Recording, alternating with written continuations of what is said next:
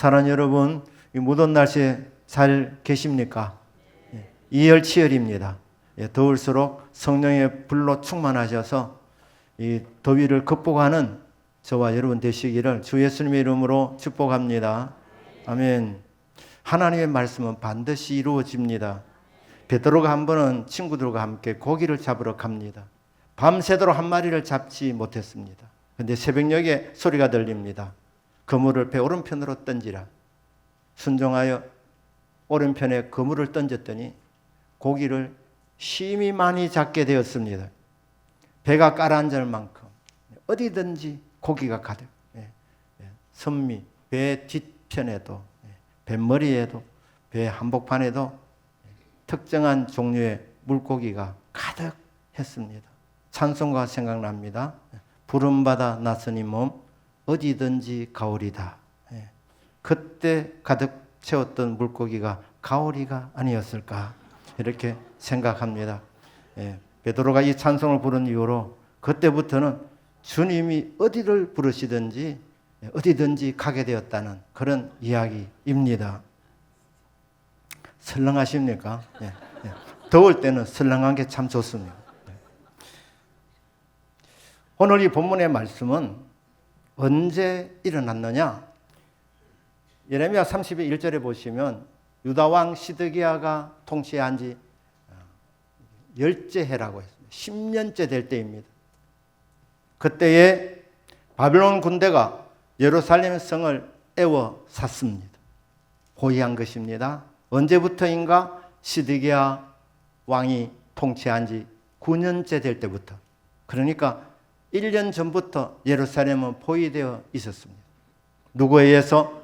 바벨론 군대에 의해서 포위된 상태였습니다. 1년 이상 밖으로 나가지 못했으니까 물자가 점점 더 줄어들게 됩니다. 얼마나 힘이 들었겠습니까? 기근이 돌고 거기다가 전염병이 돌고 그런 어수선한 상황이었습니다. 유대나라가 언제 망하느냐? 1년 후 기원전 586년 시드기야 통치 11년 되는 4월 달에 이 예루살렘이 무너지게 되니까 나라가 망하기 일보 직전이었습니다. 시드기야 왕이 항복하지 않았습니다. 유대 백성들에게 결사항전하자 했습니다. 이 바벨론이 막강한 군대였습니다. 주변 나라들을 다 정복하고 유다도 야금야금 먹고 있었습니다. 유다 땅의 여러 도시들을 점령하고 이제 한 도시만 남았는데 수도 예루살렘이었습니다. 함락 직전이었습니다. 그런데 시드기야가 백성들에게 싸우자 했습니다. 그런데 예레미야 선지자가 뭐라고 말하느냐 하면 싸우지 말고 항복하자 이렇게 말합니다.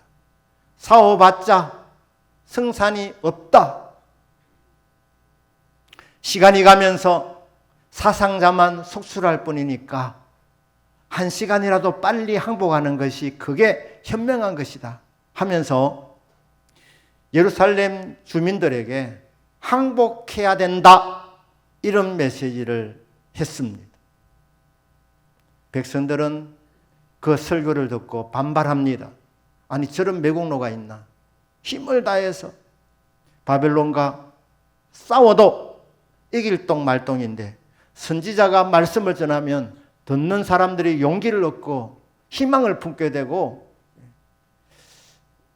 능력이 임하는 그런 메시지를 전해야 되는데 어떻게 저렇게 힘 빠지는 설교를 할 수 있다는 말이냐 하면서 예레미야를 매국노라고 그렇게 규정을 합니다. 시드기야 왕이 볼 때는 예레미야는 반역자였습니다. 반역자. 왕의 뜻을 정면으로 거스르는 반역자였습니다.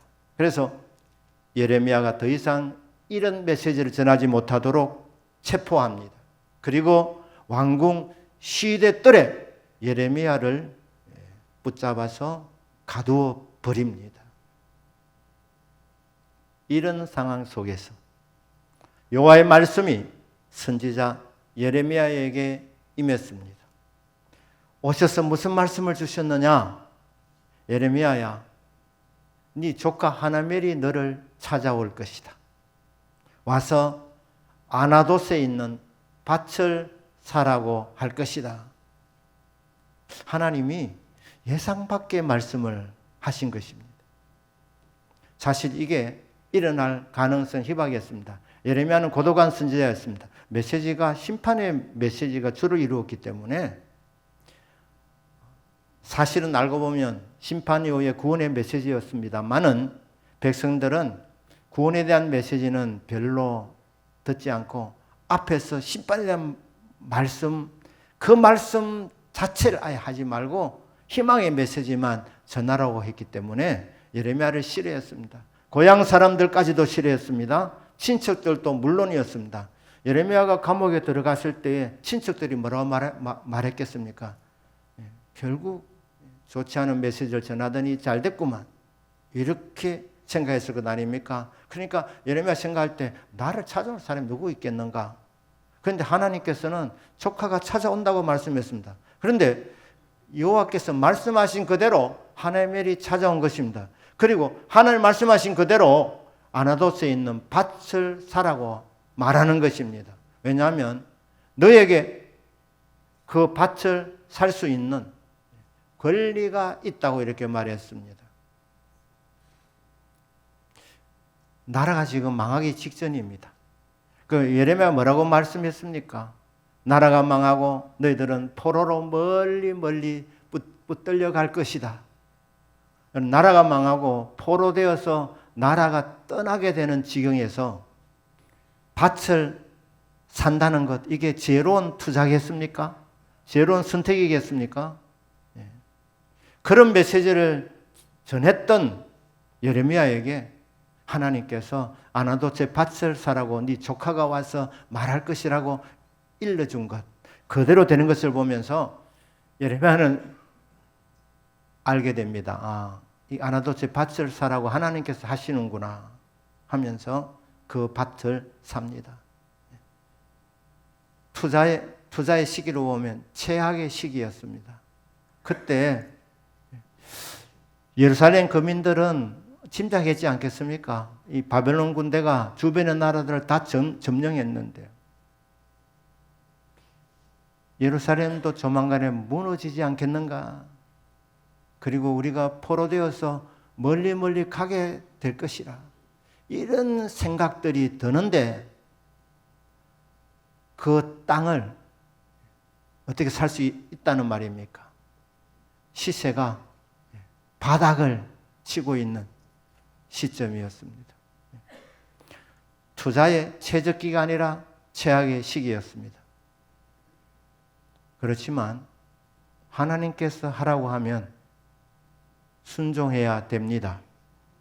왜냐하면 모든 지각에 뛰어나신 하나님이시기 때문에 가장 정확하게 가장 잘 아시는 하나님께서 명령하시면 그 길이 사는 길이기 때문입니다. 그 길이 승리하는 길이기 때문입니다. 성도의 삶에서 기본이 무엇입니까? 말씀에 대한 순종입니다. 순종 하나만 잘하시면 여러분 잘 되십니다. 결국은 되게 되어져 있습니다. 예레미야는 사람들이 볼 때는 최악의 시기였지만 투자한 것입니다. 최적의 투자를 한 것입니다. 역사 가운데 투자를 잘했던 그런 개인과 나라들이 있습니다. 미국도 말입니다. 알래스카 땅을 720만 불을 주고 샀습니다. 알래스카 땅 겉으로 보면 눈 덮인 땅입니다. 쓸모없는 땅으로 보입니다. 그래서 국무장관 윌리엄 시어더가 이 땅을 매입하려고 할 때에 사람들이 다들 입을 대었습니다. 아니 쓸모없는 땅을 왜 그렇게 비싼 돈을 주고 사느냐. 그러나 시어더가 말했습니다. 눈 덮인 땅을 보는 것이 아니라 이 땅을 사는 것은 다음 세대를 위하여 우리 후손들을 위해서 사야 합니다. 그래서 설득해서 상원에서 한 표 차이로 통과되어 가지고 720만 불을 주고 이 땅을 샀습니다. 이 땅이 얼마나 잘된 투자이냐. 1에이크에 2센트를 주고 산 셈이 되었습니다. 여러분 1에이크라면 1300평 정도 되는 땅입니다. 그 땅을 2센트를 주고 산 것이 됩니다. 2센트면 지금 시세로 쳐도 28원입니다. 여러분 우리나라에 땅 중에 한 평에 28원 하는 데 있습니까? 아무리 사도 10,000원은 하지 않겠습니까? 그런데 1300평을 28원을 주고 샀으니 대박입니다. 그런데 역사 가운데 최고의 투자를 한 사람이 있습니다. 성경에 나옵니다. 그 사람 노아입니다. 노아. 하나님이 어느 날 임재하셔서 말씀하십니다. 노아야, 배를 만들어라. 방주를 만들어서 큰 비를 준비해라. 이렇게 말씀하시는 겁니다. 노아는 순종했습니다. 얼마만큼 순종했느냐? 120년 동안 순종했다고 합니다. 얼마나 많은 시간이 바쳐졌습니까? 얼마나 많은 땀을 흘려야 했겠습니까? 돈은 얼마나 들었겠습니까? 육체인 호흡이 있는 모든 생명체 2마리씩 들여보내야 할, 그리고 정결한 짐승들은 7쌍을 들여보내야 하니까 큰 배를 지어야 하니까 시간도 많이 필요했고 정성도 필요했고 물질도 많이 필요했습니다. 거의 다 바친 것입니다. 그런데 비 오고 나서 이후에 배 밖으로 나와보니까 온 세상이 노아의 소유가 되었습니다. 최고의 투자를 한 것입니다. 여러분, 주의 말씀에 순종하는 사람이 가장 지혜로운 사람이고, 투자로 치면 최고의 투자를 하는 사람입니다. 투자 전문가의 조언이 필요할 때도 있지만, 여러분, 사람은 한계가 있습니다. 실수할 수 있습니다. 오판할 수 있습니다. 하지만 온 천지 만물의 주인이신 여호와 하나님께서 우리에게 말씀해 주실 때 우리 잘 되라고 주시는 명령이기 때문에 그 말씀 믿음으로 아멘하고 순종하면 놀라운 일이 일어날 줄로 믿습니다. 예레미야는 순종했습니다. 타이밍이 아닌 것 같아도 순종했습니다. 조카에게 은 17세겔을 주고 아나도체 밭을 삽니다. 은 17세겔은 적지 않은 돈이었습니다. 그 당시에 1년 평균 연봉이 은 10세겔이라고 합니다. 그러면 은 17세겔이라면 거의 2년에 가까운 연봉입니다. 큰 돈이었습니다. 지금 나라가 지금 망하기 일보 직전에 예레미야는 큰 돈을 주고 아나도세 밭을 샀습니다. 아마도 예레미야가 1순위는 아니었을 것입니다. 1순위, 2순위 그 가까운 사람들이 다 난색을 표했기 때문에 이때 어떻게 밭을 살 수 있다는 말이냐. 그래서 예레미야에게 다음 순서가 되었기 때문에 하나님이 감옥에까지 찾아왔던 것입니다. 자, 그렇게 은 17세겔을 주고 밭을 사고 매매 정서를 씁니다. 정인들 앞에서 시대뜰에 있는 그 산들 앞에서 매매 정서에 서명을 합니다. 매매 정서 하나는 봉인을 하고 하나는 봉인을 하지 않은 상태로 이것을 바룩에게 붙입니다. 그리고 이제 메시지를 결론적으로 내립니다. 언젠가 이 땅에 다시 물건과 땅과 포도원을 사고 팔게 되는 매매가 정상적으로 원활하게 이루어지게 될 것이다.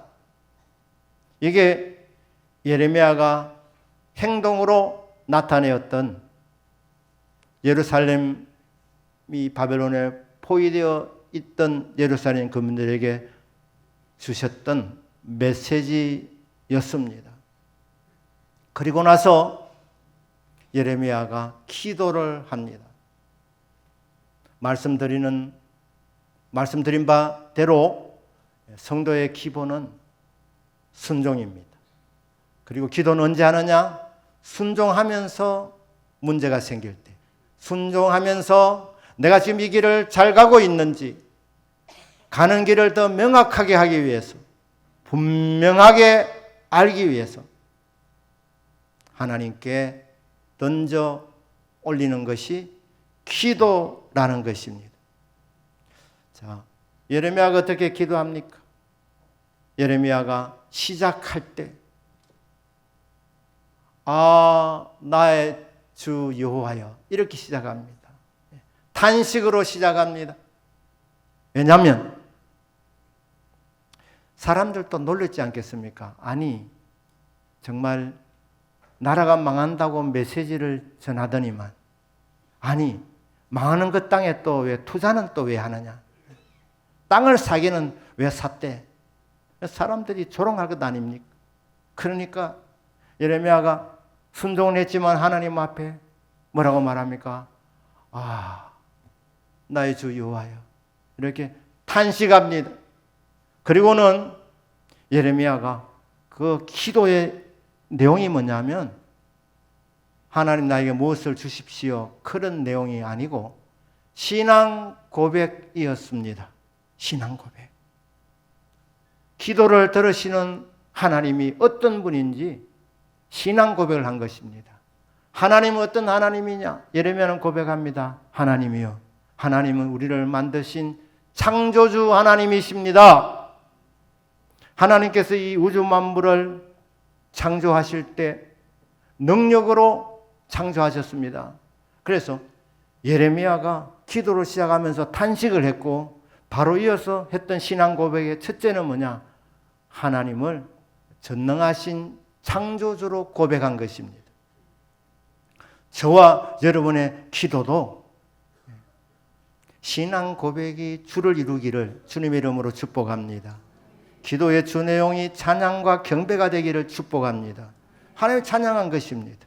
하나님을 찬양, 창조주 하나님, 위대하신 하나님, 전능하신 하나님, 그렇게 능력이 많으시지만은 은혜를 천만인에게 베풀어 주시는 하나님, 그러니까 창조주 하나님, 은혜가 풍성하신 은혜의 주님, 이게 신앙 고백입니다. 이어서 세 번째로는 하나님은 책략에 능하신 분이십니다.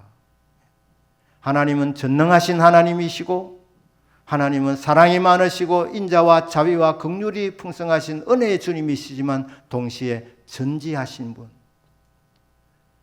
전략이 무궁무궁하신 분.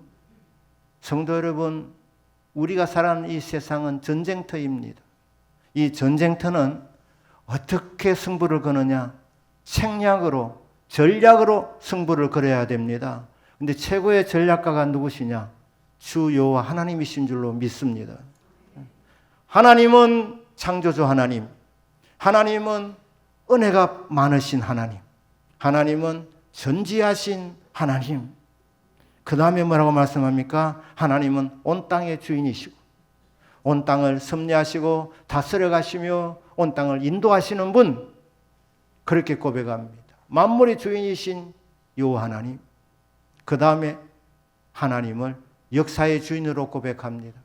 특별히 이스라엘 역사 가운데 함께 하시고 이끌어 가시는 역사의 주인이신 여호와 하나님. 하나님은 여러분 개인의 삶의 주인이실 뿐 아니라 우리 민족의 주인이시고 열방의 주인이신 줄로 믿습니다. 이스라엘 나라의 역사를 말하면서 출애굽을 언급합니다. 430년 동안 이집트 종살이 하던 그들을 구출하여 주시고 젖과 꿀이 흐르는 땅으로 인도에 내어주신 약속을 지키시는 신실하신 하나님. 이스라엘 역사 가운데 언제나 함께 하셨던 역사의 주인이신 주 여호와 하나님, 이게 예레미야의 기도 속에 나타나는 신앙 고백이었습니다. 그런데 안타까운 것은 하나님께서 적과 꿀이 흐르는 땅으로 이스라엘 백성들을 인도해 주셨건만 배은망덕하게 하나님의 은혜를 다 잊어버리고 더 잘 살아보려고, 더 잘 될 줄 알고 하나님을 버리고 우상을 숭배하게 되었다는 것입니다. 이스라엘 역사를 한마디로 말하면 불순종의 역사였다고 말합니다. 하나님께서 가나안 땅에 들어가면 너희들이 이렇게 살아야 된다고 경고하셨고 지침을 일러주셨지만 이스라엘 백성들은 하나님의 은혜를 잊어버리고 하나님 말씀을 불순종하고 불순종했던 것입니다. 그 결과로 어떻게 되느냐? 이 땅에, 적과 꿀이 흘러야 되는 이 땅에 칼과 기근과 전염병이 도는 땅이 되었습니다. 그리고 지금은 하나님께서 이 성을, 예루살렘 성을 바벨론인의 손에 넘기셨나이다. 넘어갔답니다. 아직 넘어간 상태는 아니지만 예레미야는 알았습니다. 이 나라가 곧 망한다는 거. 그래서 뭐라고 말합니까? 하나님이 척과 꿀이 흐르는 땅으로 인도해 주시는데 이곳에서 누려야 되는 이 백성들이 하나님 말씀에 불순종하여서 망하게 되었습니다. 이미 이 나라의 주권은 넘어가 버렸습니다. 바벨론의 손에 하나님이 넘겨주셨나이다. 이게 기도의 마지막 부분입니다. 하나님, 이 땅을 구원해 주십시오. 그렇게 요청한 기도가 아니었습니다. 예레미야가 하고 싶은 말이 있었습니다. 여러분, 기도 제목을 갖고 나가실 때에 먼저 하나님을 찬양하기를 바랍니다. 신앙 고백할 수 있기를 바랍니다. 여러분이 만난 하나님, 여러분이 알고 있는 그 하나님을 고백하는 겁니다. 그리고 마지막에 한마디 하는 겁니다. 많이 아프십니까? 하나님, 고쳐주십시오. 그래 안 해도 됩니다. 하나님, 제가 많이 아픕니다. 이렇게만 해도 됩니다. 예레미야는 어떻게 기도를 끝내느냐? 하나님이요, 이 성이, 하나님이 누리라고 주신 이 성이 바벨론인의 손에 넘어갔나이다. 이게 기도의 끝이었습니다. 예레미야가 무슨 말 하고 싶었겠습니까? 하나님이요, 이미 이 성은 바벨론인의 손에 넘어갔는데 제가 이 성에 아나돗에 있는 이 밭을 샀습니다. 내가 진짜 잘한 것입니까? 이렇게 하나님 앞에 하고 싶었던 질문을 간접적으로 바벨론의 손에 이 성이 넘어갔나이다 이렇게 하면서 끝을 내고 있습니다. 하나님 다 아시는 분이시니까. 기도하는 사람이 무슨 제목으로 기도하고 있는지, 어떤 심정인지, 어떤 상황인지, 어떤 형편인지 전지전능하신 하나님께서 다 알고 계시기 때문에, 정확하게 알고 계시기 때문에 그냥 있는 그대로 보고만 하면 될 줄로 믿습니다. 이 성이 바벨론의 손에 넘어갔나이다. 두 번이나 이렇게 말하면서 기도로 그 기도의 끝을 내고 있습니다. 그랬더니 하나님이 즉각 임재하시면서 답을 주십니다. 그게 오늘 읽었던 26절, 27절. 이게 사실 44절까지 나와 있는 예레미야의 이 서술문이지만 사실은 질문이었습니다. 제가 순종하기는 했는데 이게 지혜로운 선택이었습니까? 이 나라가 망하는데 땅을 산 것이 잘한 것입니까? 묻고 싶은 말을 간접적으로 이 땅이 적국에 넘어갔습니다. 이렇게 하면서 기도의 끝을 내는데 하나님이 찾아오셔서 하나님이 예레미야야, 네 마음 안다. 네가 무엇을 지금 질문하는지 안다. 순종을 잘했는지 안 했는지 답을 듣기를 원하는데 하면서 잘했다. 잘못했다. 이렇게 답하지 않고 하나님이 임재하셔서 뭐라고 말씀합니까? 나는 여호와다. 이게 답입니다. 여러분, 우리 기도를 들으시는 하나님 어떤 분이십니까? 스스로 계시는 분입니다. 영원히 계시는 존재이십니다. 약속을 신실하게 지키시는 분이십니다. 이게 여호와입니다. 예레미야야, 순종은 했지만은 마음이 깨름직하냐? 확신이 서지 않느냐? 내가 누구냐? 나는 여호와다. 예, 하나님은 여호와이십니다. 그리고 모든 육체의 하나님이시랍니다. 저와 여러분을 만드신 분은 주 여호와 하나님이십니다. 창조주 하나님, 내 인생의 주인이신 분 여호와 하나님. 그분 우리의 목자이시기 때문에, 우리를 만드신 분이시기 때문에, 우리의 아버지시기 때문에 자녀를 책임져 주실 분이십니다. 그러니까 하나님의 답변입니다. 나는 여호와다. 나는 모든 육체의 하나님이다. 그리고 던지는 질문입니다. 예레미야의 질문에 대한 답변이 질문으로 답이 됩니다. 내게 하지 못할 일이 있겠느냐? 하나님이 하시지 못할 일이 없습니다. 왜냐하면 이 하나님은 전능하신 하나님이시기 때문입니다. 이게 답입니다. 그러면서 하나님의 능력이 어떻게 나타나느냐? 철저한 심판으로 나타난답니다. 끝까지 응징하겠다는 것입니다. 이스라엘 제약 속속들이 하니까 그들의 마음속으로 생각하는 것까지 다 알고 계신 하나님께서 철저하게 응징하시고 그 이후에 회복시켜 주신답니다. 그 이후에 구원시켜 주신답니다. 하나님 하시는 일은 심판 이후의 구원입니다. 이게 하나님 언제나 하시는 방법입니다. 심판은 시작이고 하나님 하시는 일의 방점은 구원에 있습니다. 하나님께서 예레미야를 부르실 때 이미 이것을 분명히 하셨습니다. 예레미야의 소명절이 예레미야 1장 10절입니다. 거기 보면 보라, 주의를 한기신 거 아닙니까? 보라, 내가 오늘 너를 여러 나라와 여러 왕국 위에 세워 네가 그것들을 뽑고 파괴하며 파멸하고 넘어뜨리며 건설하고 심게 하였느니라 하시니라. 예레미야의 사명은 이 문장에 보면 독특한 구조로 되어 있는데 동사가 6번 달아 나옵니다. 그것도 부정사들입니다.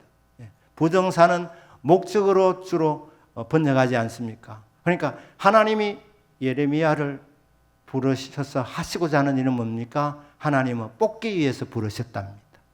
뽑기 위해서. 이게 뭐 떡볶이가 아니고 이 잡초를 뽑는 겁니다. 잡초, 해초, 덕이 되지 않는 것들, 이런 것들을 하나님이 뽑기 위해서 부르신 선지자가 예레미야입니다. 뽑고 그 다음에 뭡니까? 파괴하기 위해서, 그 다음에 파멸시키기 위해서, 파멸하고 그 다음에 넘어뜨리기 위해서 철저하게 뽑아버린답니다. 어느 주경자가 이것을 뉘앙스를 살려서 이렇게 해석을 했습니다. 예레미야야, 잡초들이 많다. 이거는 그대로 두면 결국 열매를 맺지 못한다. 자기도 자라지 못하지만 좋은 이 씨앗들도 자라지 못하게 하니까 다 뽑아버려라. 그래서 다 뽑았는데 보니까 남아있는 게 있는 겁니다. 하나님 말씀합니다. 네가 다 뽑았는데 아직 남아있는 게 있네. 그럼 어떻게 했냐? 그거는 파괴시켜야지. 파괴하라는 거예요. 파괴. 뽑고 남아있는 거는 파괴하고, 파괴했는데 남아있는 거 파멸시키고, 그래도 찔긴 생명체라 남아있는 게 있으면 그거는 넘어뜨려라. 넘어뜨려라. 철저하게 다 뽑아버리라고 말씀하시고, 하나도 잡초가 남아있지 않도록 철저하게 뽑아버리는, 이 심판하는 이럴 리가 하고 그 이후에 건설하라는 겁니다. 그리고 마지막은 심는 것입니다. 그래서 예레미야 사역 이 6 동사에 나와 있는데 줄이면 요약하면 하나님이 예레미야를 부르신 이유는 뽑고 심기 위해서 세우신 선지자였습니다. 뽑은 이후에 끝이 아닙니다. 반드시 하나님이 심게 하십니다. 아멘이십니까? 예레미야 32장 41절입니다. 거기도 내가 기쁨으로 그들에게 복을 주되 분명히 나의 마음과 정성을 다하여 그들을 이 땅에 심으리라. 회복을 시켜주시는데 계속 말씀합니다. 그리고 결국 이 땅에 그들을 다시 심는다고 말합니다. 돌아오게 해서 이 땅에 심는다. 뽑고 심는 이 작업. 그렇기 때문에 나라가 망하는 것으로 끝이 아니라 회복될 것이기 때문에 예레미야야 너는 현명한 선택을 했다. 언젠가 이 땅에 다시 매매가 원활하게 이루어지게 될 것이다. 시리에 빠진 이 백성들에게 끝이 아니라는 것을 분명하게 보여주오라고 그렇게 하나님이 아나도스의 밭을 사라고 명령을 내려주셨던 것입니다. 여러분 그렇습니다. 하나님은 우리들이 고난을 받고 고통을 받고 힘들게 사는 것을 원치 아니하십니다. 주께서 사람으로 고생하며 유리하게 하는 것이 하나님의 본심이 아니라 왜? 잘못된 것이기 때문에 잡초는 자라봐야 쓸데없기 때문에 하나님이 뽑아버리는 것입니다. 우상 문화를 철저하게 다 무너뜨리고 그 이후에 건설하는데 마지막은 심는 것입니다. 그렇게 되면 그 땅이 회복되어서 정말 번성하고 번창하게 된다는 것입니다. 여러분, 하나님은 저와 여러분들의 선한 목자이십니다. 여러분들의 승리하는 비결은 말씀의 순종입니다. 하나님께서 양들에게 자신의 음성을 들려주십니다. 사랑하는 자녀들에게, 사랑하는 양들에게 목자신 하나님은 하나님의 뜻을 알려주십니다. 말씀해 주십니다. 그런데 어떻게 알려주시느냐? 저 공중에서 이 목사 내 말 들어라 이래 하지 않습니다. 어떻게 우리에게 하나님의 음성을 들려주시느냐? 성령의 감동으로 하나님의 음성을 알아듣게 하는 것입니다. 감동이 올 때 여러분 순종하면 됩니다. 경제가 지금 어려운데 하나님께서 해결하는 방법은 무궁무진입니다. 그래서 감동을 주시는 겁니다. 너 지금 경제 어렵다고 지금 많이 힘들어하는데 네 주의 일부터 한번 열심히 해봐라. 찬양대 대원이면 너 찬양대 정말 기쁨으로 믿음으로 더 충성해봐라. 여러분 이게 성령의 감동을 주시는 해결책입니다. 그럼 여러분 순종하시면 됩니다. 찬양대 아멘이시죠? 교사 일을 잘 해봐라. 어떤 때는 또 이런 감동 주십니다. 어렵지? 40일 철야해봐라. 이 감동을 주시는 거예요. 40일 철야. 그럼 여러분 그게 해결책인 거예요. 하나님께서는 말씀을 읽을 때, 말씀을 들을 때, 혹은 기도할 때, 혹은 생각할 때도 하나님께서 감동으로 하나님의 음성을 들려주십니다. 그때 그 감동에 순종하는 자들이 되기를 주 예수 이름으로 축복합니다. 그 당시는 계산이 안 맞아도 불합리하게 보여도 상황이 아닌 것 같아도 내 눈에 보기에는 아닌 것 같아도 그래도 주님이 말씀하시니 전지전능하신 하나님께서 하시는 말씀이니 아멘입니다 하면서 순종하면 살아가면서 그 순종의 열매를 풍성하게 거두게 될 줄로 믿습니다. 순종하고 그 다음에 기도하는 것입니다. 순종하면서 하나님 순종해 왔는데 이게 잘한 것입니까? 기도로 여쭤보는 겁니다. 순종해 왔는데 하나님 이런 문제가 생겼습니다. 하나님 어떻게 하면 좋겠습니까? 그러니까 순종 다음에 기도입니다. 그러면 우리 하나님께서 적절한 응답을 내려 주십니다. 순종과 기도를 통하여 하나님의 뜻이 이루어지고 결국 우리를 구원하시고 잘되게 하시고 회복케 하시는 하나님의 응답들을 경험하면서 살아가는 저와 여러분들의 믿음이 되기를 주 예수님의 이름으로 축복합니다. 아멘. 기도하겠습니다.